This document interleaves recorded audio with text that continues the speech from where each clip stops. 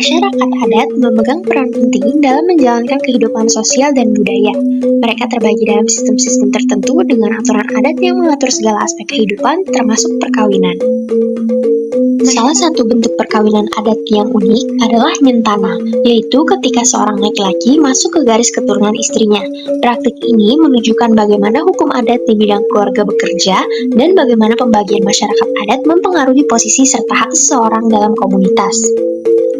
Lewat kasus di Desa Kerambitan Tabanan, kita bisa melihat bahwa hukum adat Bali bukan hanya soal tradisi, tapi juga adaptasi terhadap realitas sosial yang terus berkembang. Sebelum menganalisis kasus, mari telah lebih dulu lewat kasus. Bagaimana struktur masyarakat adat Bali terbagi, bagaimana pembidangan hukum adat dalam aspek perkawinan dijalankan, dan apa pengaruh struktur masyarakat terhadap hukum adat perkawinan. Yang pertama, ada Desa Pakraman, atau yang kini lebih dikenal sebagai Desa Adat, merupakan satuan masyarakat hukum adat di Bali yang memiliki kesatuan tradisi, tata cara kehidupan sosial, dan hak untuk mengatur wilayah serta sumber daya mereka sendiri. Desa Pakraman berperan penting dalam menjaga nilai-nilai budaya dan adat istiadat masyarakat Bali. Yang kedua, struktur sosial dan kasta wangsa. Kasta berperan dalam menentukan status sosial dan seringkali menjadi dasar pertimbangan dalam memilih pasangan perkawinan. Dalam sistem kasta di Bali, terdapat 4 kasta utama yang dikenal sebagai Catur Varna. Keempat kasta tersebut adalah yang pertama Brahmana.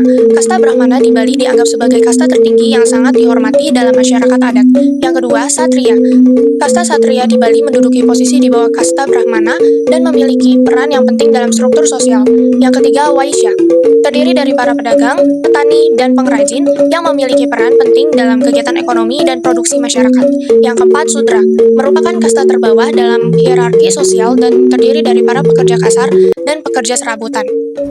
Yang ketiga, sistem kekerabatan patrilineal atau dalam istilah Bali disebut kapurusa adalah sistem kekerabatan yang menarik garis keturunan melalui pihak laki-laki atau ayah. Dalam sistem ini, anak laki-laki dianggap sebagai penerus utama garis keturunan keluarga, termasuk dalam pewarisan, nama dan harta, tanggung jawab atas purakawitan, serta hak dan kewajiban adat dalam lingkungan desa Pakraman.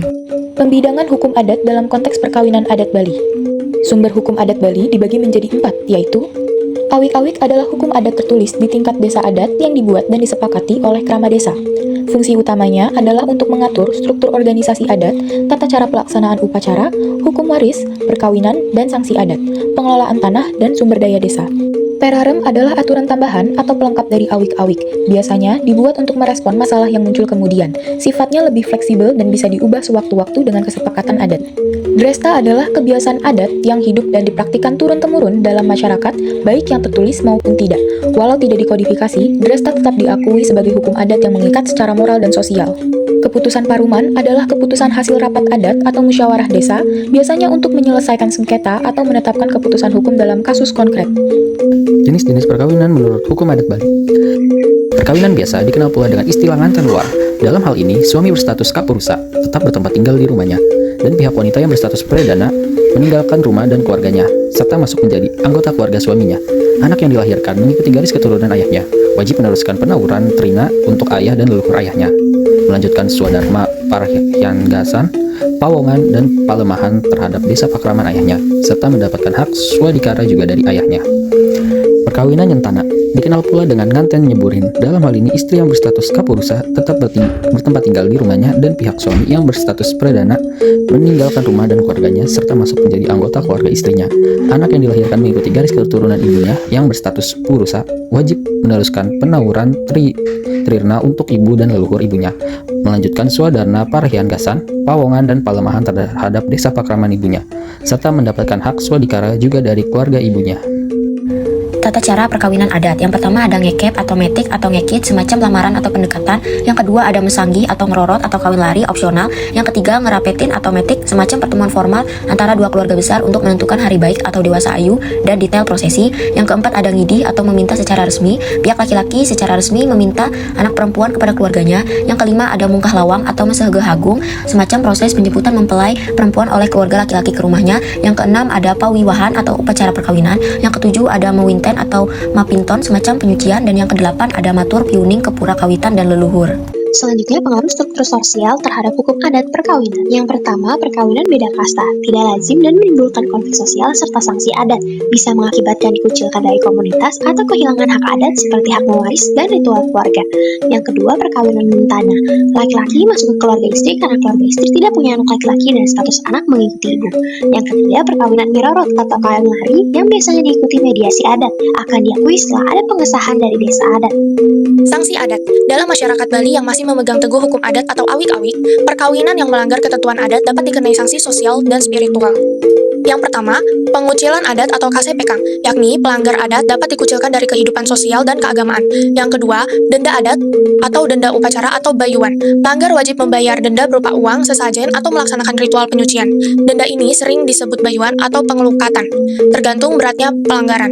Yang ketiga, upacara penebusan atau panyasaran atau ngeruat.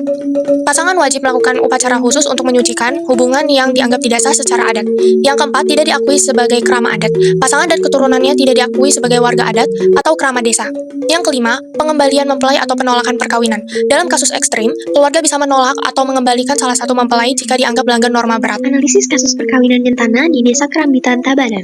Penelitian ini menggunakan metode yuridis normatif yang didasarkan pada kajian pustaka, yaitu dengan menelaah peraturan perundang-undangan, awik-awik desa adat, serta teori-teori para ahli hukum adat yang relevan. Data yang digunakan merupakan data sekunder yang diperoleh dari dokumen tertulis. Di Desa Kerambitan Tabanan, Bali, terjadi praktik perkawinan adat nyentanya, yaitu ketika seorang perempuan menikahi laki-laki dengan sistem di mana posisi perempuan atau statusnya berubah menjadi pihak laki-laki.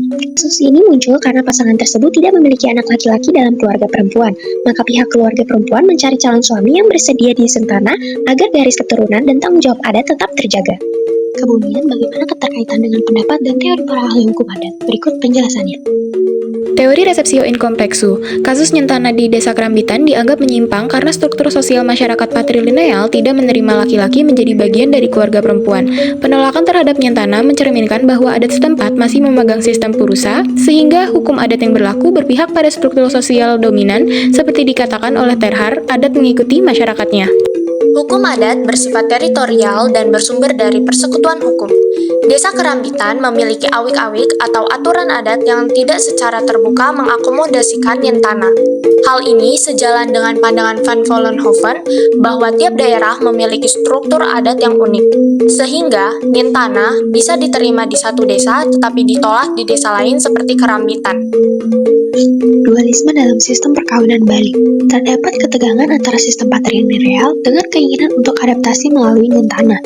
Ima Deswita menjelaskan bahwa ketidakjelasan awik-awik tentang nyentana menyebabkan konflik sosial dan hukum, karena tidak ada payung hukum adat yang secara eksplit mendukungnya.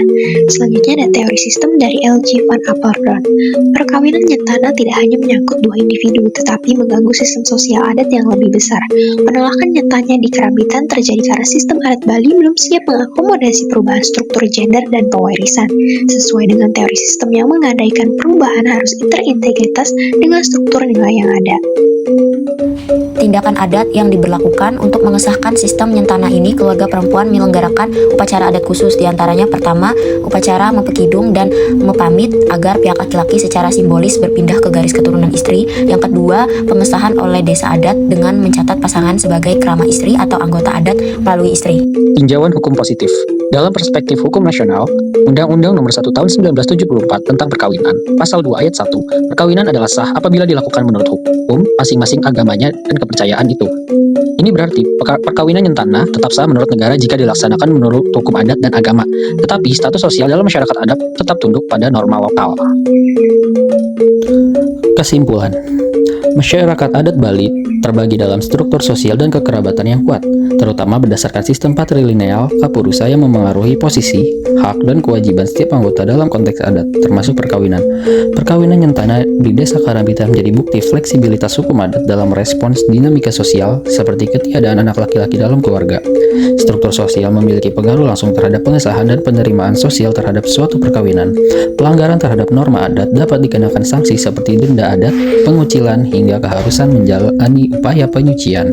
Perlu dilakukan edukasi dan sosialisasi hukum adat yang lebih terbuka dan adaptif agar masyarakat, terutama generasi muda, memahami makna filosofis di balik aturan adat tanpa mengabaikan prinsip keadilan dan kesetaraan gender. Desa adat di Bali, termasuk Desa Kerambitan, diharapkan terus mengembangkan awik-awik secara partisipatif agar hukum adat dapat berfungsi secara dinamis dan relevan dalam menjawab perubahan sosial modern. Pemerintah daerah dan lembaga adat dapat menjalin kerjasama dalam mendokumentasikan dan membakukan praktik-praktik hukum adat termasuk terkait perkawinan untuk dijadikan rujukan pendidikan budaya dan hukum.